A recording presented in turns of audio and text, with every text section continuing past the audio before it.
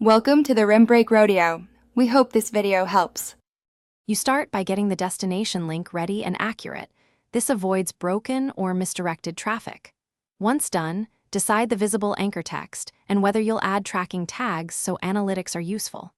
Open YouTube Studio, go to Content, and pick the video you want to edit. Make sure you are on the Details tab. This is where the description lives. You're ready to move directly into placing the link where viewers will see and click it. Now paste the full URL directly into the description box and add 1 or 2 words of context so viewers know what to expect. You can place the link at the top for visibility or under a resources header for organization. Make sure it appears within the first 125 characters if you want it visible without expansion. Once pasted, add a short anchor phrase above the link and use a line break so it's tappable on mobile. Save your changes before proceeding.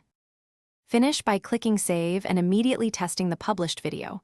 Open it on desktop and a mobile device, tap the link, and confirm it loads correctly.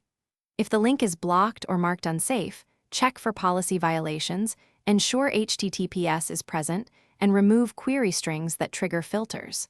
Once resolved, consider adding a pinned comment with the same link or using cards and end screens to supplement clicks.